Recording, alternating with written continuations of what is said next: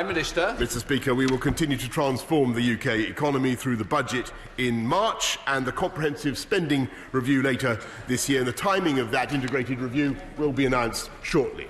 To Julian Lewis. I'm grateful for that reply, Mr Speaker. May I urge the Prime Minister to recall what happened to the last combined security and defence review, which was done within a straitjacket of fiscal neutrality. It meant that every extra pound spent on cyber or security was a pound to be cut from the conventional armed forces. Therefore, will he try to ensure that the next attempt at a combined security and defence review will not face such a straitjacket and will be concluded before rather than after the comprehensive spending review? Prime Minister. Mr Speaker, I understand very well the point my right honourable friend makes, and I can assure him that the integrated review will be the deepest review of Britain's security, defence and foreign policy since the Cold War. And I can also assure him that by transforming this country's economy and by raising productivity, we will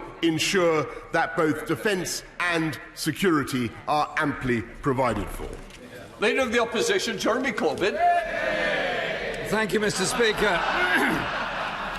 Thank you, Mr Speaker. I join with the Prime Minister in expressing sympathy and support to those that are victims of flooding, and thank you to the Environment Agency and all the emergency services that are doing their best to help people.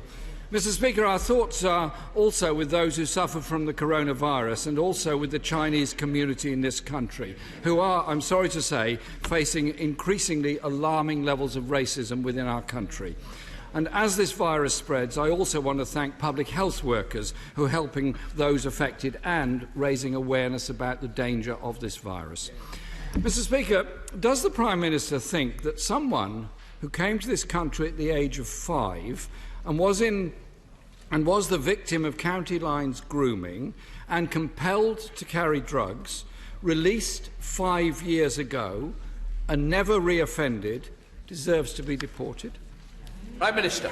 Mr Speaker, I think the whole country would agree that while I cannot comment on individual cases, it is entirely right that foreign national offenders should be deported from this country in accordance with the law.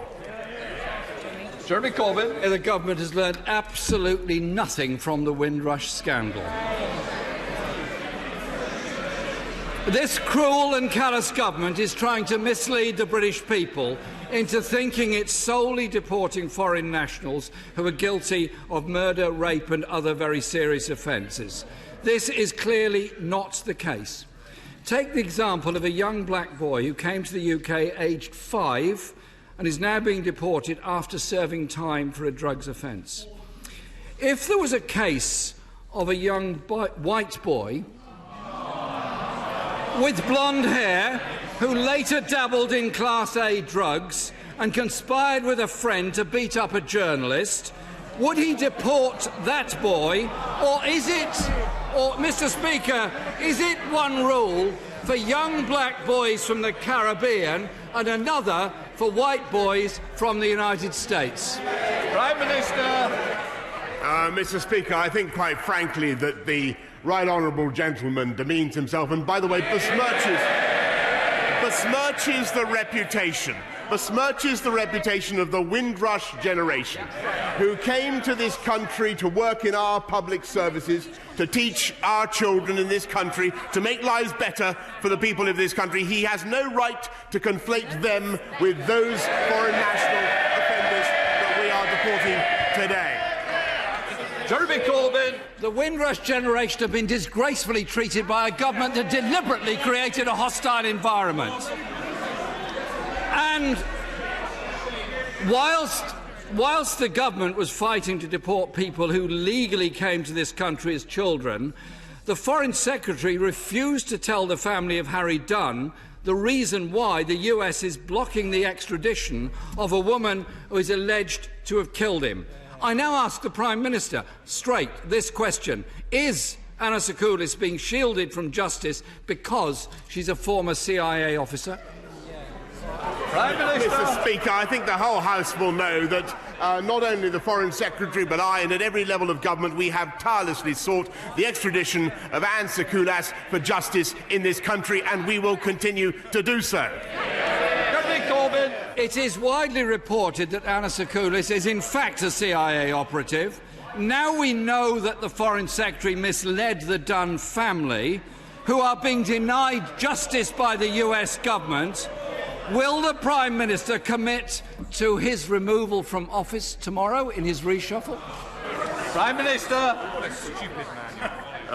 Mr. Speaker, the Right Honourable Gentleman knows very well that the Foreign Office have been told that Anne Secoulas was notified to the UK government as a spouse with no official role. And we will continue without fear or favour to seek justice for Harry Dunn and for his family.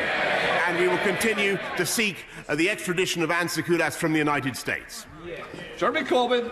This morning, Charlotte Charles, Harry's mum, said, "We thought we'd bridged the gap with the government, but they've not been honest with us." Mr. Speaker, this is only the latest case of our country's one-sided extradition treaty with the USA.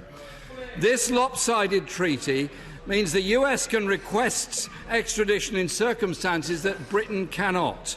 While the US continues to deny justice to Harry Dunn, will the Prime Minister commit today to seek an equal and balanced extradition relationship with the United States? Prime Minister.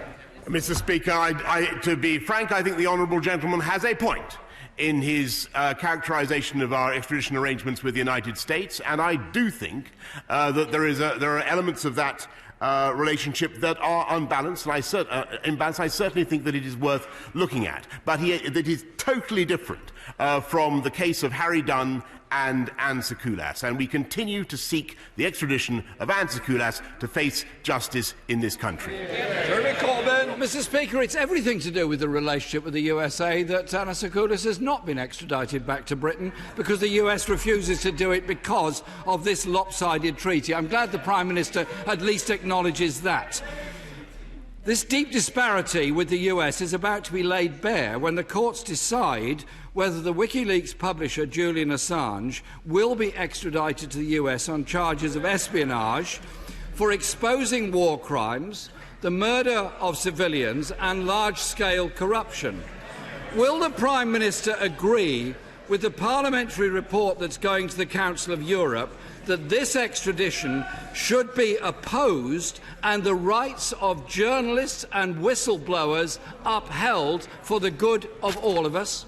Prime Minister. Mr. Speaker, I'm not going to comment on any individual case, but it is obvious that the rights of journalists and whistleblowers should be upheld, and this government will clearly continue to do that. Paul Hull. Thank you, Mr. Speaker. My wife is a volunteer with local... Now, before I go, I've started doing live streams and uploading gaming content on my second channel.